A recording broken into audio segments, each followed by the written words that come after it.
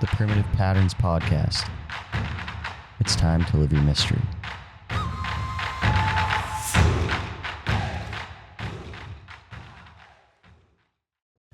All right, welcome back to another episode of the Primitive Patterns Podcast. Big moment in the podcast history. We got our first ever guest. Technically, we had this guy on before. Episode never got published. I was a little upset about that. You were a practice run. I'm glad I'm back. Yeah, little practice run for the boys. But we got Mitch Good on the podcast today. Owner of Good Family Farms, good buddy of ours. Just a good guy. Just a great guy. Been really tight with him for a while, and we're super passionate about what he's doing. And I know that his level of passion towards what he is doing is even levels above our passion for what he's doing. And we're just super stoked to have you on today. How you doing, buddy? Good, buddy. Yeah, thanks for having me. Yeah. Glad we could sit down and talk. Thanks for the invite. Yeah, first in-person guest. So yeah, it's a big moment. Yeah, boys had a nice sauna. Nice pond dip. Oh yeah. Sun's out. Yeah. Feeling good going into it. So just to kind of get the podcast started, could you, for people that don't know who you are and what you do, can you just kind of tell our audience exactly that, who you are and what you do? Yeah, well, my name's Mitch Good. I'm 36 the other day, May 6th, turned 36. Some good numbers there for me this year. It's a big year. Yeah, we farm in the hills just south of Meaford, so in the Grey Highlands in southwestern Ontario. We farm roughly around 1,000 acres of rented and owned land. We've been doing it for the last 10 years, since 2015, so this is our 10th growing season. We farm organically, and as we farmed organically, we've kind of transitioned into regenerative agriculture. And we farm plants and animals and try to harvest as much sunlight as we can. Something Luke's passionate about. We might get into that topic a little bit. Yeah. It might be a heavy hitting question. I know there's a lot of ins and outs to this question, but for people that don't know, even myself, I'm interested as well. I know the boys are too. When you say regenerative farming, what does that mean to you? And what's some basic information that you could give to people about why that's important for their health and for the health of the animals and just the planet as a whole? Right.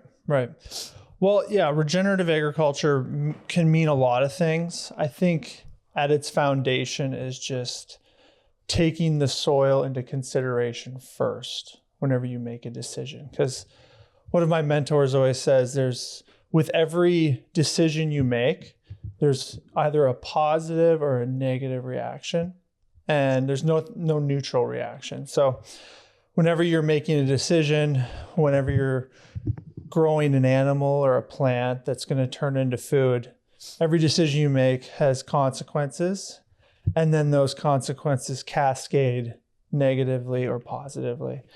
And so within regenerative agriculture, all the decisions we're making, we're hoping have positive cascading reactions that help to build the soil. And the soil is an energy factory. So we try to manage the energy flowing through the soil, whether that's through water, air, the mineral cycle. So we're trying to keep as healthy a soil as possible that can hold air and water, that will grow plants, that will nourish the animals and harvest as much sunlight as possible. So the way we're doing it and the way we're coining ourselves as regenerative is we're trying to grow perennial plants that will harvest sunlight as efficiently as possible. Whereas most farms are focused on annuals, which either require tilling the soil, which degrades the soil, or with those annuals, if you're not going to use tillage, you use chemicals then to manage them. So we've almost fully, not completely, have transitioned to perennials, just kind of like your lawn. So like grasses and legumes that come back every year, that don't need to be replanted, that don't require the chemicals to survive. Could you get a little more into, because I'm interested to learn more too, like When you talk about the microorganisms in the soil, like what are those guys doing down there, and why is it so important to keep the integrity of that just for the health of everything you're growing and for the animals as a whole? Yeah, well, everybody's familiar with, bacteria and fungus, but there's like millions of different species and billions and trillions of different organisms in, teaspoons of soil. It's hard to even fathom. So the main thing that I focus on is with those microorganisms, I just treat them like I'd want to treat myself. So you want to make sure that they have enough water, they have enough air, they're covered from the elements, their temperature is not going to get too warm or too cold. And if you kind of see yourself as if you're living in the soil, then it makes the decisions on what you do with that soil a lot easier. And that's what I say to most people that ask about soil health and trying to find food that's healthy for you is it's all very simple stuff that feels right and is intuitive and innate. And like if you were making the decisions, but we've made it very difficult because all of these farmers are, doing what their dads did, and they're getting their information from all of these input companies that sell them fertilizers and insecticides and pesticides, and they're being told what to do. And the science behind how we manage our land is being kind of infiltrated by big business that has a lot invested in making money off these farmers. Can you maybe touch on a little bit for some people listening that maybe aren't educated on the topic, but what's the importance and why is it so important to eat food that is grown in rich, nutrient dense soil? Compared to if you're just shopping at a grocery store and you're buying your fruits and vegetables from farms that aren't focused on the soil. What is your meat? Your meat, the animals that are eating the food grown in that soil. What's so important about that? Well, I think first of all is, if you know where your food's being grown, that's a good first step. And if you know who's growing that food, that's an even better step. Because the closer you get to the food, usually that indicates higher quality food, because those people know who's eating their food, or they're even eating the food that they grow. Most of the farmers in the world, the food that they grow, they don't even eat. So as a person gets closer and closer to their food, they're going to take better care of the land and better care of the animals and better care of the plants because they're eating them. So when it comes to that, then the person is closer and more connected to the soil. So they're going to do and create better soil innately because of that. Yeah. So they're seeing themselves as a part of the land. And when a farmer or a person that's eating the food sees themselves connected to that land, they're going to treat that land like they'd want to be treated. So that land is going to have, cover crops put on it. It's going to have animals grazing on it, cycling the plants. It's going to be a part of a system. And when you go into your grocery stores and you're buying from large scale farms that are growing food based on quantity and not quality, they're more reliant on fertilizers and treating the soil as if it's not alive. And when you treat something that's not alive, you become separated from it. And then I would say that the nutritional value greatly depletes. And it actually becomes to the point where it's almost toxic. It'd be better if you didn't eat that food than consuming the food. So it's this huge pendulum swing that's created here where, the majority of food that's being produced is being produced because the farmer is being paid on quantity.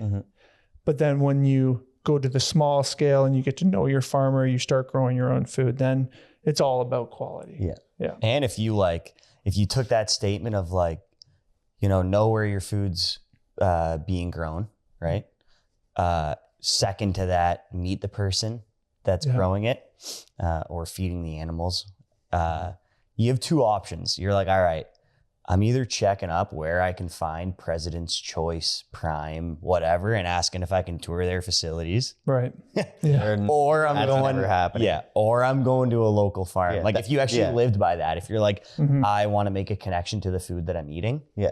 that $2 extra or whatever it is Mhm. that you're going to pay to the local farmer that cares about the land and the animals is going to be such a fucking irrelevant thing to you. Yeah. If you actually lived by like, learn where it's grown and who's growing it. And you got two choices. You got, the big companies in the grocery stores, or you got the local farmers. Yeah. And that's a phenomenal, you kind of said it there, but that's a phenomenal litmus test. If you are very focused on wanting to eat food that's grown the right way, ask to tour the farm. And if the person says, no, you can't come for a tour, you probably don't want to eat their food. Yeah. Yeah. And on that note, Mitchie, your farm is unbelievable. We've been there multiple times. I know you do farm tours. Mhm. What's a common reaction of when people come and tour your farm? I'm sure it's always positive, and that must bring you a lot of joy. Like when you get to bring people to your farm and they tour the land and they see the care and the effort that you put into it. What's that experience like when you do get to have people come to the land? Yeah, it's beautiful. It's one of those things it gives me energy. It's nice to be able to see what I'm doing and the land that we're living on through someone else's eyes. Because it's like anything, when you're around something so much, you get used to it and it becomes kind of your normal. Mhm. And then when you see it through like a 10-year-old's eyes that gets to pick up a chicken egg that's still warm, it Yeah. just came out of a chicken, and then they get to pick it up and then they maybe drop it, it breaks, and then they see what's inside. And then they want to do it again, but then this time they're much more careful. And it's just this, or they see the little piglets running around and then they spend enough time with the piglets that the little piglets become interested in them and like aren't scared of them anymore. And they come up and they rub their noses on their hands. And it's literally getting to watch human beings do what brings them alive. It's a wonderful thing, especially with children, but also adults, when you get to see adults kind of like look around at these big green spaces and get to be around a 1,000-pound animal and then realize that animal is in tune with how that person's feeling. Yeah.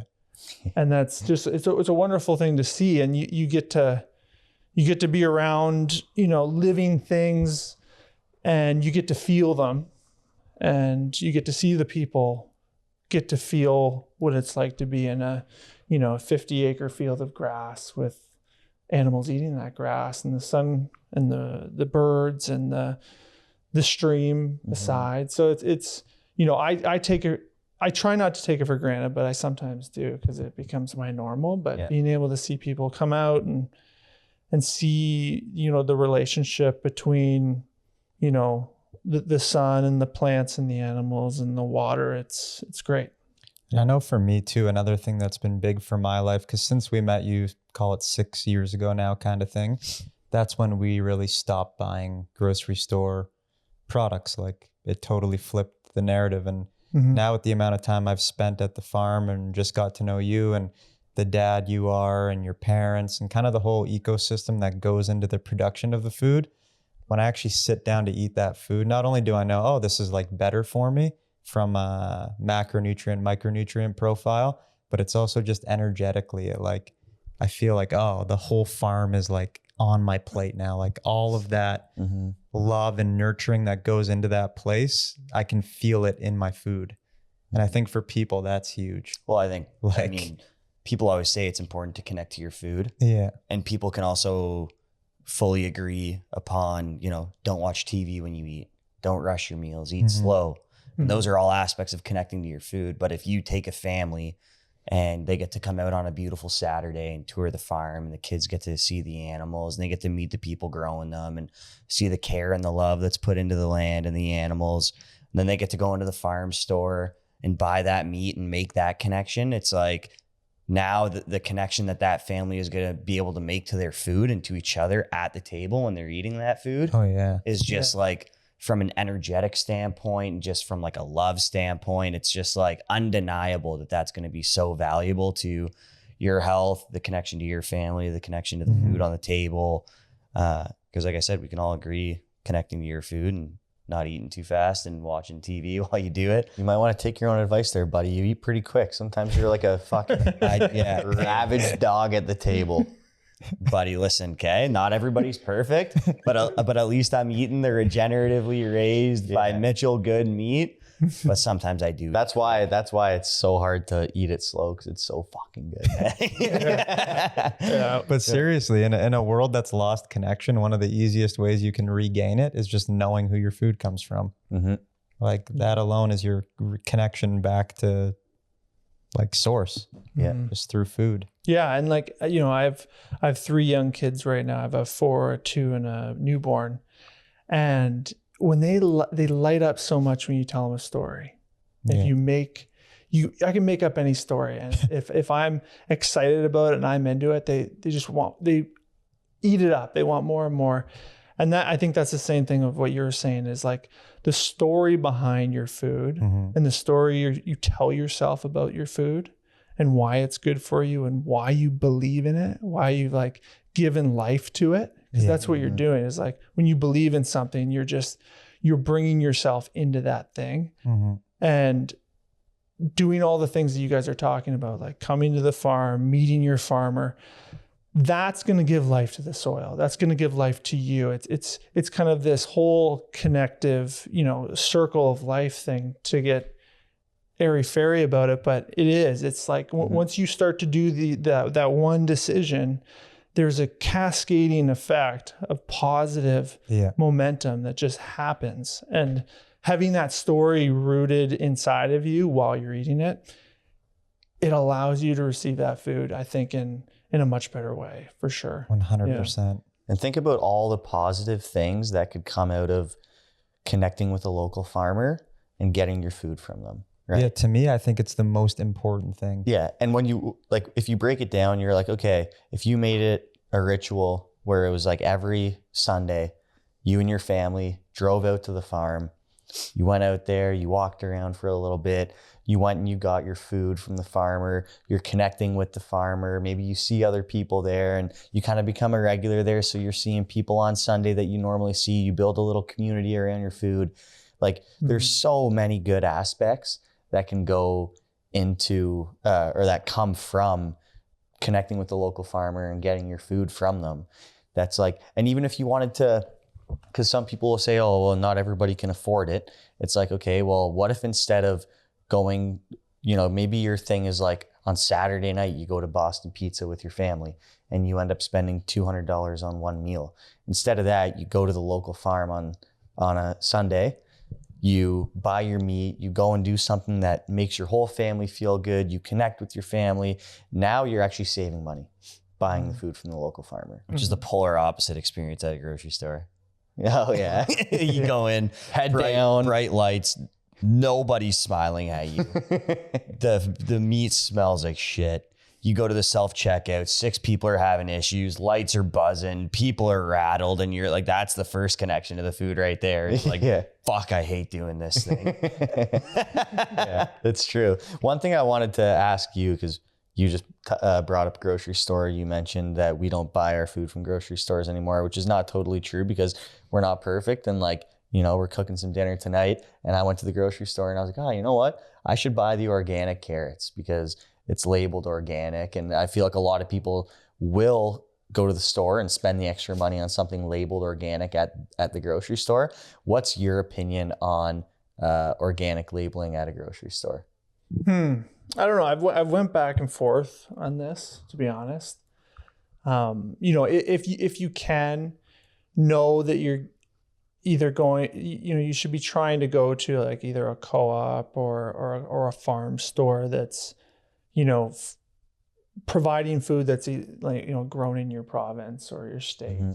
But yeah, if you're going to a grocery store and you're getting stuff from, you know, Uruguay or Peru or California or wherever, I guess I would do the same. I would buy organic, but you know, that wouldn't be my first choice. I'd probably try to go somewhere else and then, that would be my last choice. Yeah. And like, it is true when you go, dude, I bought 3 bundles of carrots and it was $10. And it's like, so if you're going to the grocery store and you're buying organic labeled food, you're spending organic type money, and you're probably not getting, most likely, I can't say for certainty that every organically labeled product at a store isn't legitimate organic, but chances are most of them aren't. They just have that label. So you're spending the money on that. But yeah, like you said, you're definitely better off going to a local market or just connecting with a local farmer and getting it that way. Yeah. Well, and it takes more time. It's a little less inconvenient, but like what we were talking about, you're gaining connection. You're taking time on your weekends, or, taking, a week off to like, plan where you're going to get your food from, go find the farmer, go talk to them, make it a thing. You know what I mean? Like, it's just like making it a thing that you're going to Florida, Disneyland. Like, take some time, plan out where you're going to get your food, find some people, gain some connection with them, and go do it. And that's, I think that, your health, it's the biggest issue when it's your biggest issue.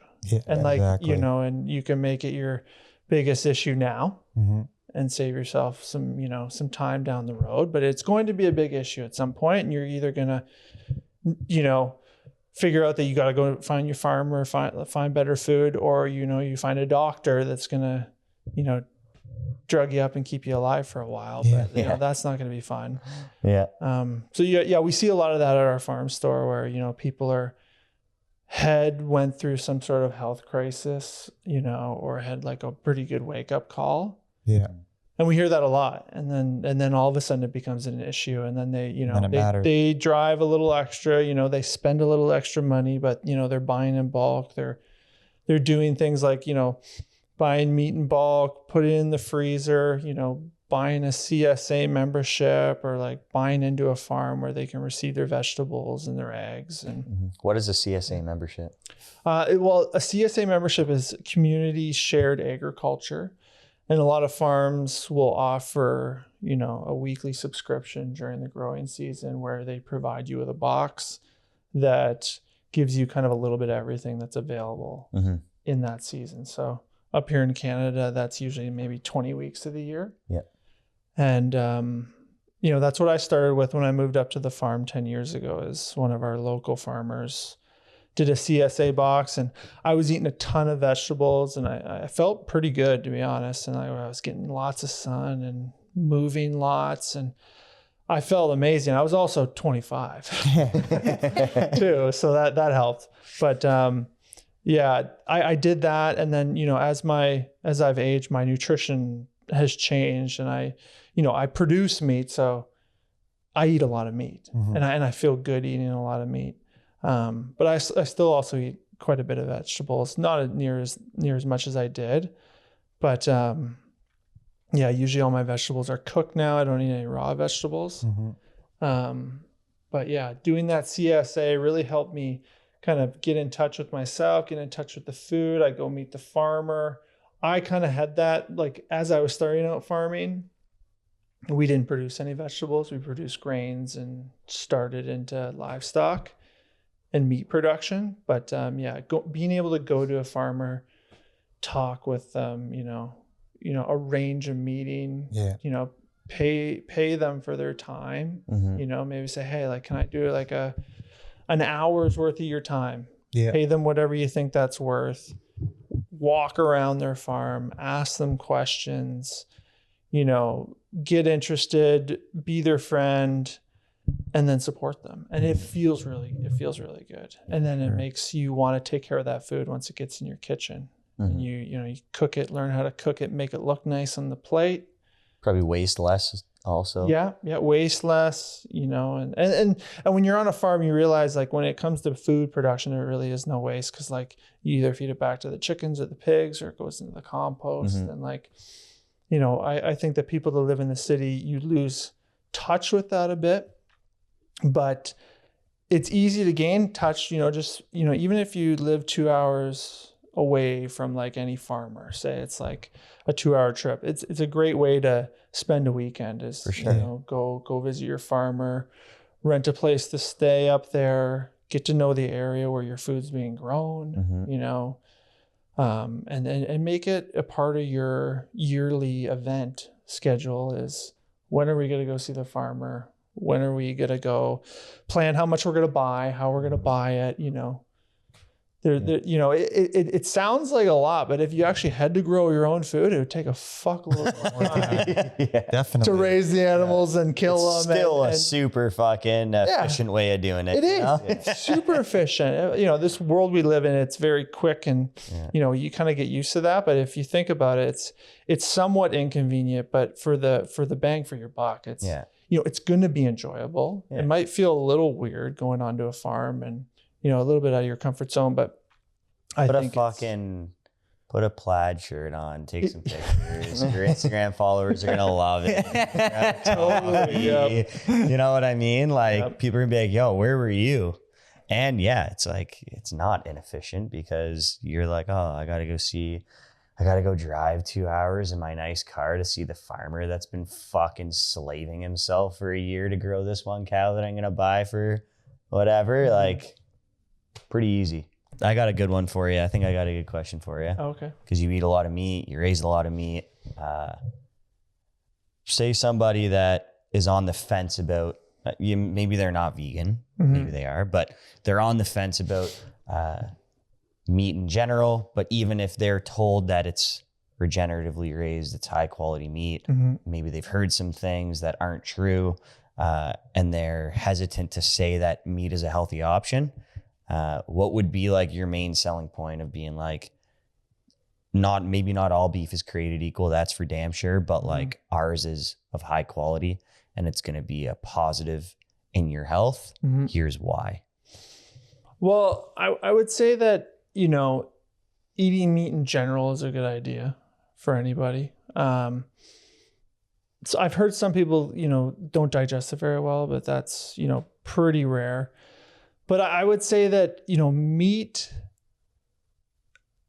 the one thing with meat is you can get a lot out of it. So like the way that we cook meat a lot of the time is like we'll slow cook it and then add water to it. And then you create like either a meat stock or a bone broth. But like we've been really high on like meat stock.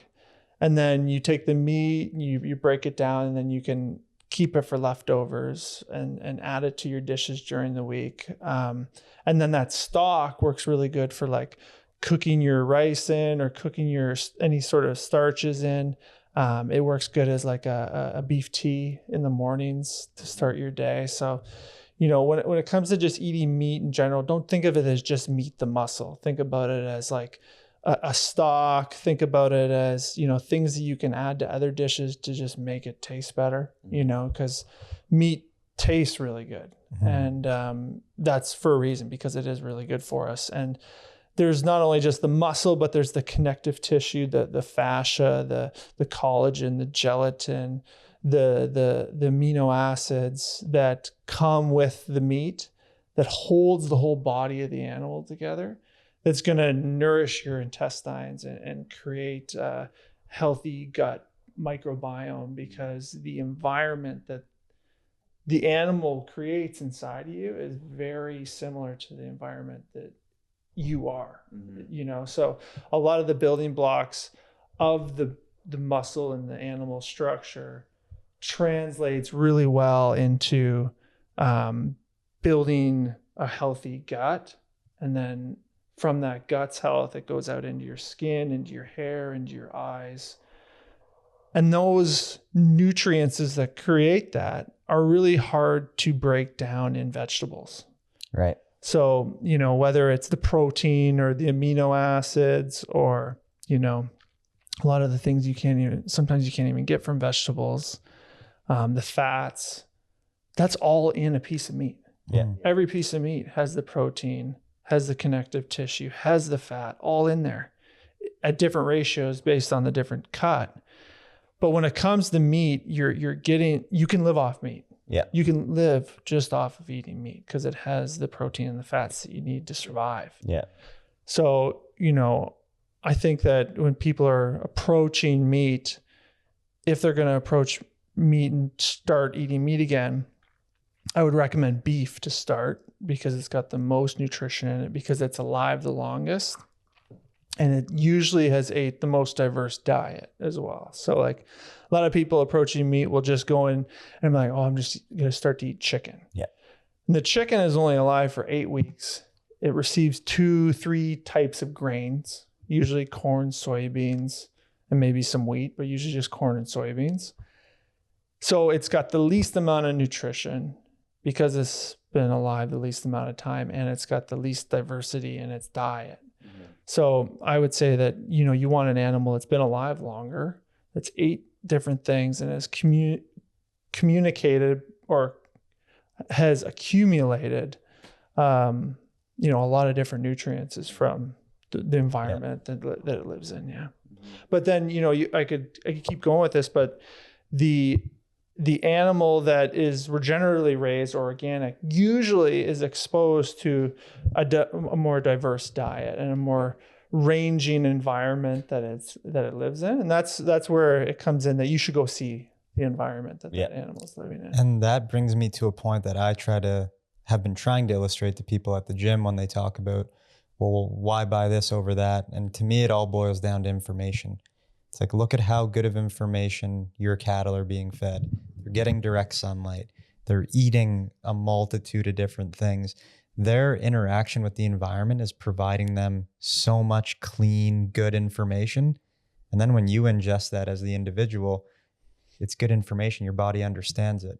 Mm-hmm. Where you eat a conventionally raised, say, cattle, for example, your dad was telling me there are cattle farms where these things don't even see the sun. Right. Yeah. So do you want to eat an animal that's never interacted with the sun? Or do you want to eat an animal? Especially pork. Pigs don't see the sunlight or touch the ground. Mm-hmm. Like over 90% or like almost 100% of pigs, like the bacon or anything, a sausage that you buy in the grocery store, that animal did not see the sunlight. There's no windows in the barns and they don't touch the ground. Yeah, that's fucked up. That's definitely why meat gets a bad rap from a lot of people, is because when you talk about meat in general, like, yeah, I can definitely see the other side of the coin when people are talking about how bad meat is for you, when they're referring to meat that you buy at a grocery store or the cut of steak that you get at a fucking Chuck's Roadhouse. Yeah, because their whole chicken patty that you get in a McDonald's burger. Yeah. Like, that meat is, I don't even consider that meat. It's like fake. It's like fake food. Yeah, it hasn't interacted with the environment. Like that, if your whole worldview on meat is just based on grocery stores, fast food, whatever, and then you start to take your health seriously and you learn about that information, and then you understand, you know, everybody can agree vegetables and fruits are probably pretty good for you. And then so you're like, but if your whole worldview on meat is what you've seen in the grocery store and in fast food restaurants, like, no shit, that's bad for you.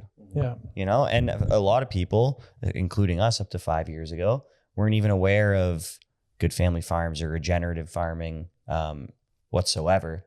And we were buying meat left, right, and center at the store, not even thinking about the quality of it, right? And that was 5 guys that now take their health as like a profession in what they do.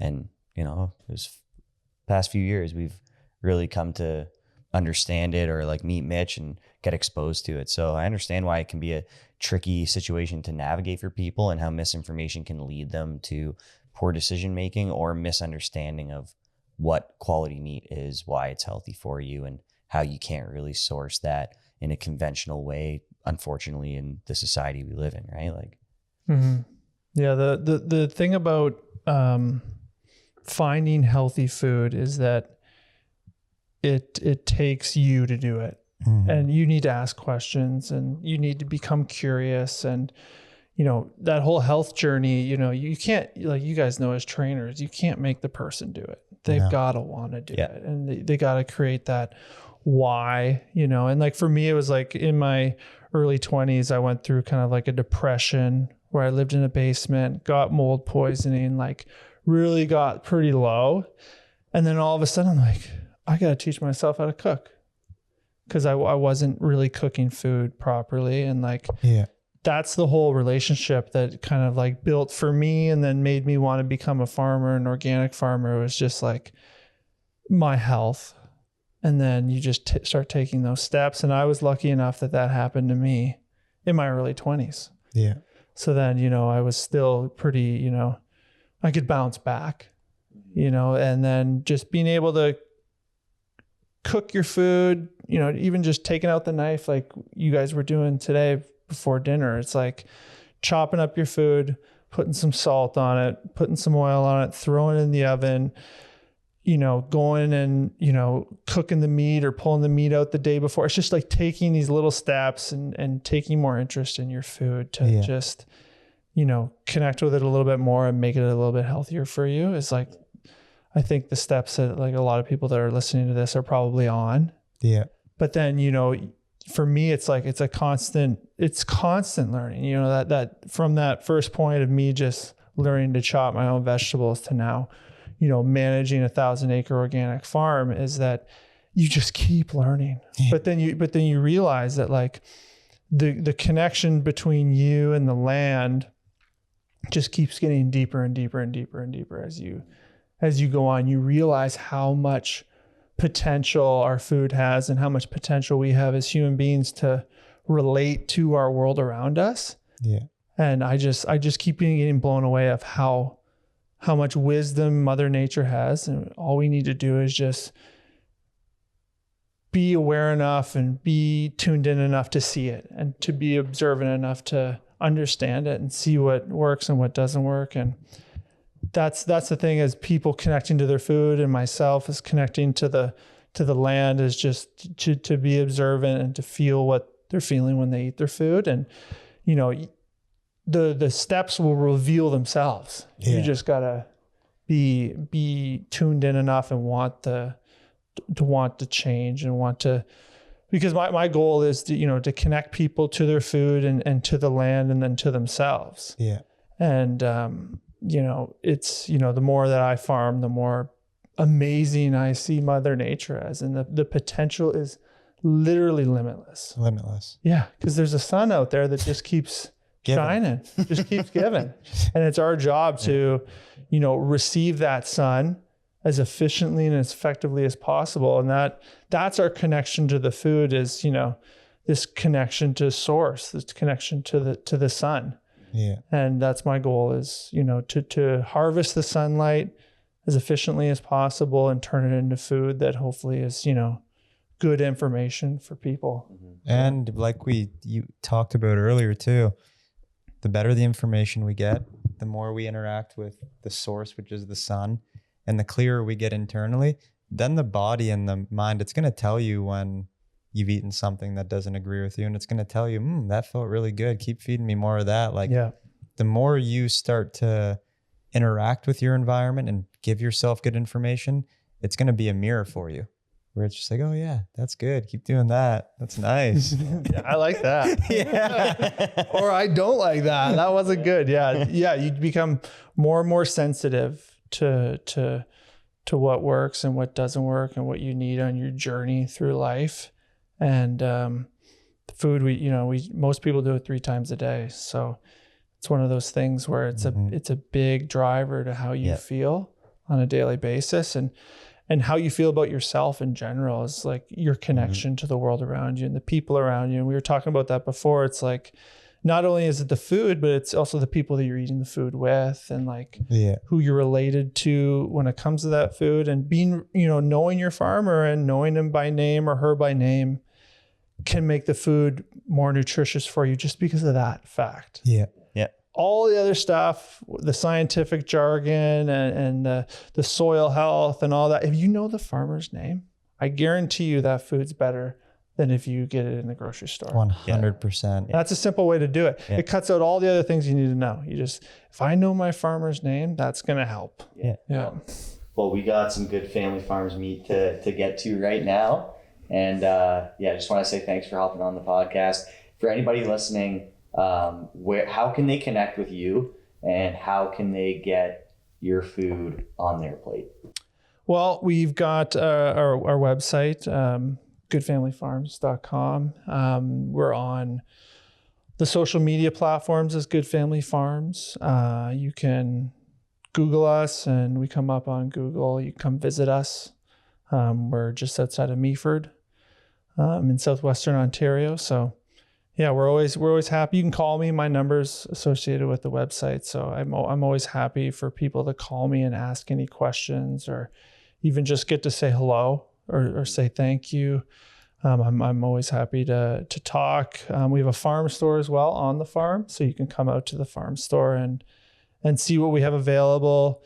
Meet one of the nice farmers that man the farm store for us, and maybe pet a dog when you're out there too. Yeah, man. Yeah. It'd be unreal. Well, thanks for hopping on, buddy. We really appreciate it, and we'll definitely do it again soon. Yeah, thanks, boy. Go meet your farmer, guys. Let's go. The Primitive Patterns Podcast. It's time to live your mystery.